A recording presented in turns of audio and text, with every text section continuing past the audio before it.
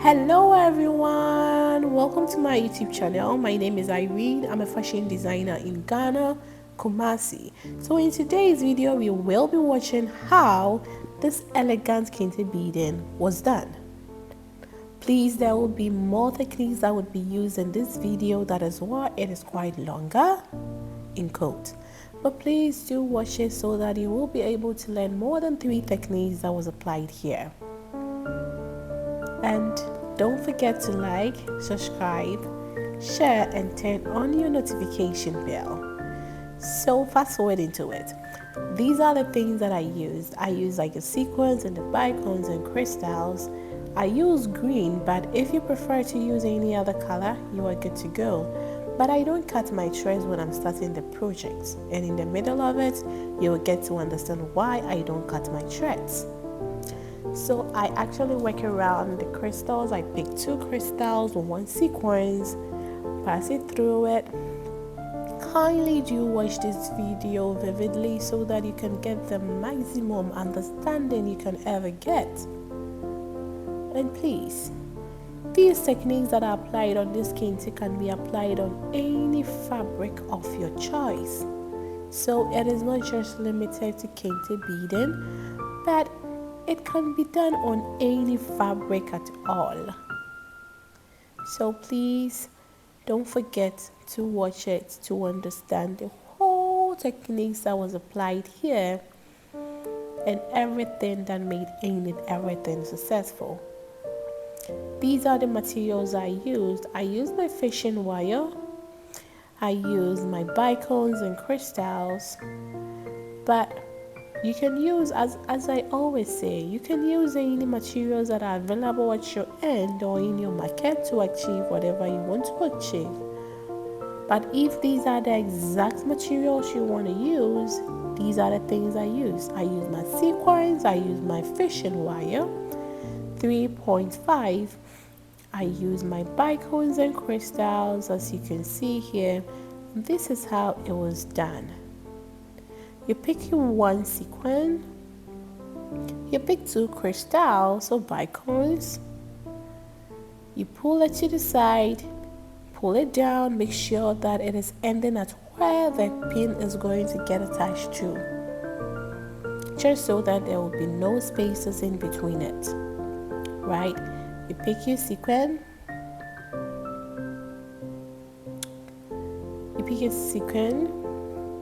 like so.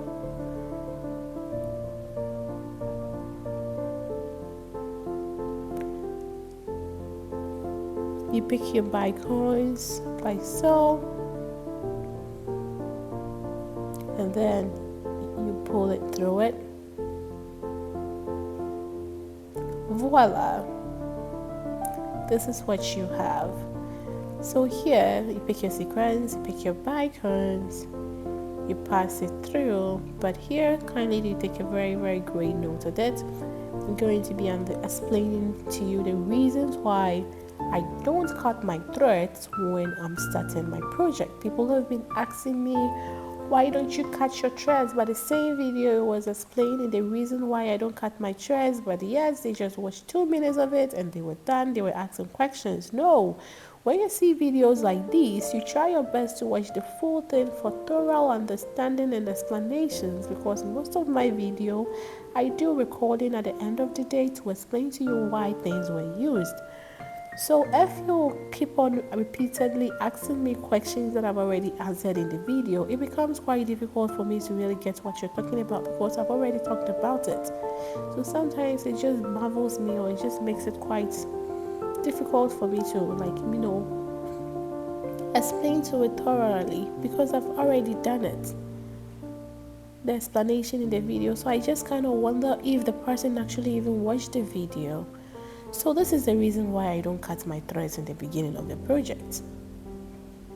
I want to understand or get to know the yards or inches that I use for the first one in order to cut the second one, so I could go far. Some people can decide to cut it, tie a knot, finish it, or use a fishing wire for it to get to a specific or a certain place where they can't use because the fishing wire is getting finished, and then they tie another knot and then start another project with a knot.